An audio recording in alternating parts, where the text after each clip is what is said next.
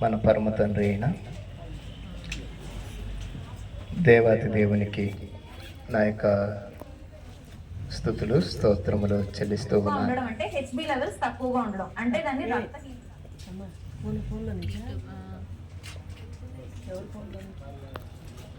ఎవరు Bluetooth connect అయింది. వాస్తవంగా నేను అనుకోని అతిథిని.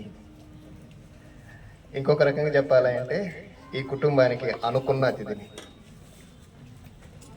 ఎందుకంటే గత నెలలో ఈ నెలలోనే లాస్ట్ మంత్లో అమ్మగారు మేమందరము మ్యారేజ్ ప్రోగ్రాంలో కలిసినప్పుడు అమ్మగారు నన్ను చూసి ఒక్కసారైనా మా ఇంటికి రాయాలి, ప్రార్థన చేయండి అమ్మా, నేను తప్పకుండా వస్తానన్నా.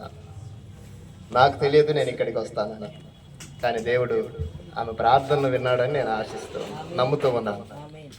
చాలా సంతోషం.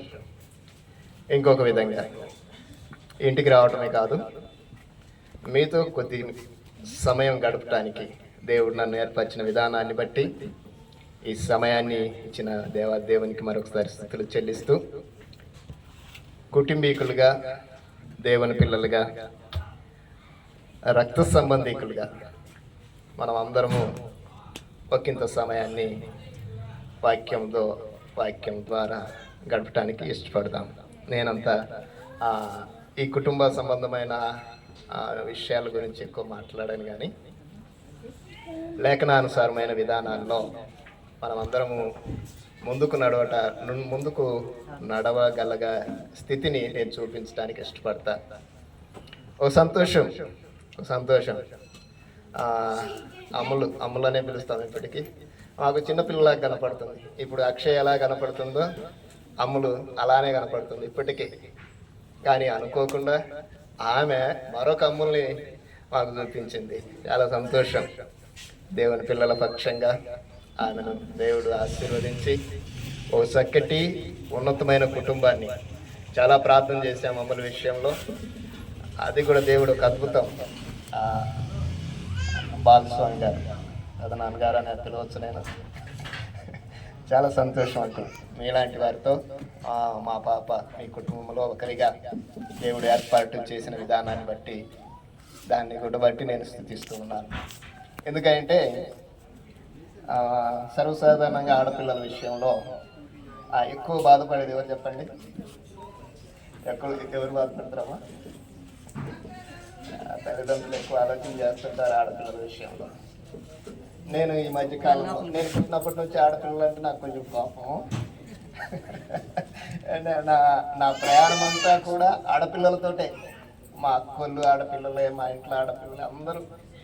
అలాంటి ప్రయాణంలో దేవుడు నన్ను ఎన్నుకున్న తర్వాత ఈ ఆత్మీయ ప్రయాణంలో నేను ఎక్కడికి వెళ్ళినా ఎక్కువగా మెజారిటీ పర్సన్ ఫిమేల్స్, స్త్రీలే ఉంటారు. అది ఎందుకో తెలియదు. ఇక్కడ కూడా మీరే మెజారిటీ. అది కూడా ఒకంత మంచిది అనిపిస్తుంది. ఏదేమైనా ఇలాంటి సంతోషకరమైన విషయాల్లో, సందర్భంలో ఇక్కడ మనము సంతోషిస్తున్నట్లుగా ఆత్మీయంగా పరలోకంలో కూడా మనము అట్టి ఇక్కడ కలిగిన సంతోషాన్ని కూడా కలిగి ఉండే స్థితిని మీ ముందు ఉంచడానికి నేను ప్రయత్నం చేస్తాను.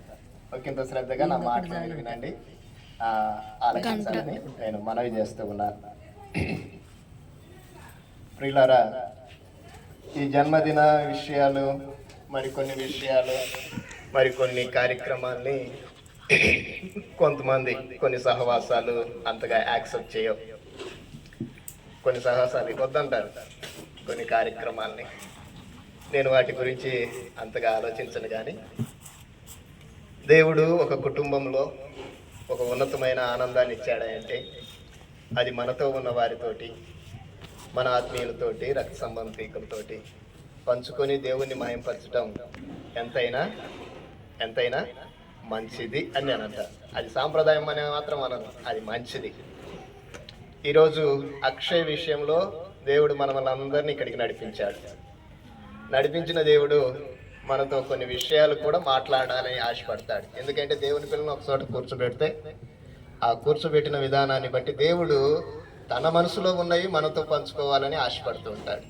అందుకే దేవుని పిల్లల ద్వారా ఇటు విషయాల్ని మన ముందు ఉంచడానికి ప్రయత్నం చేస్తున్నాడని నేను నమ్ముతాను. ప్రియులారా, నేను ఒక ప్రాముఖ్యమైన విషయం ఏం చెప్పను, ప్రత్యేకమైన విషయాలు అంతకంటే గ్రంథంలో రాయబడిన విషయాలను బట్టి ఒకంత ఆలోచించడానికి నేను ముందుకు నడుస్తున్నాను. మనందరికీ తెలిసిన వాక్య భాగాలే ఇందులో ప్రత్యేక. అందరూ ప్రభువులో ఉన్నవారే నేను నమ్ముతున్నాను గట్టిగా. దయచేసి ఎవరైనా ఆ మాటలకి ఆలకించినట్లయితే స్త్రీలు తప్పకుండా మీ తలల మీద ఒకంత ముసుగుతో కనపడండి. అది దేవునికి మహిమ, మనకు ఆశీర్వాదం. ఇలా చెప్తున్నానని మీరు మరోలా అనుకోవద్దు. అది దేవుడు మహింపరచబడాలి మన ద్వారా. కనుక అటు స్థితి మనం అందరం కలిగి ఉండాలి. ఎవరన్నా అలాగ లేకపోతే పక్కన ఉన్న వాళ్ళు చెప్పండి, మరలా ఎక్స్ప్లెయిన్ చేయనియద్దు. కీర్తనకారుడు తన గ్రంథంలో ఒక ప్రత్యేకమైన విషయాల్ని మనమందరము తరతరాలుగా జ్ఞాపకం చేసుకోవటానికి ఈ గ్రంథాన్ని మన ముందు ఉంచాడు. తరతరాలుగా జ్ఞాపకం చేసుకోవటానికి, భూమి ఉన్నంత వరకు ఈ మాటల్ని మనం జ్ఞాపకం చేసుకోవటానికి దేవుడు మన ముందు ఉంచాడు. ఉంచబడిన మాటలు ఎంత ఉన్నతమైనవో అవి మనం కొద్దింత ఆలోచన చేస్తూ నడుస్తున్న వారిమే, ఎవరిమి కూడా అలాంటి స్థితిలో లేని వారిమైతే కాదు.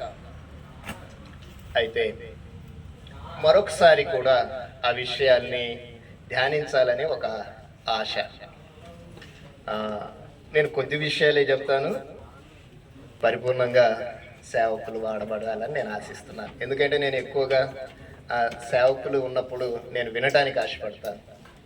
కానీ నన్ను ప్రేమించి నాకు ముందుగానే చెప్పాడు, నువ్వు తవర కొన్ని విషయాలు నేను వినాలనుకుంటున్నానని. అందును బట్టి మరోసారి కుటుంబాన్ని నేను హృదయపూర్వకంగా అభినందిస్తూ, మా బంగారు తల్లికి నేను ఈరోజు పెడుతుంగానే ఒక పోస్ట్ పెట్టమని చెప్పింది మా అక్క. నాకు తెలియదు, ఆ పోస్ట్లో ఒక బంగారు తల్లి అని నా స్టేటస్లో నేను అప్లోడ్ చేశాను. చాలామంది చూస్తున్నారు, ఈ బంగారు తల్లి ఎవరని అడుగుతున్నారు.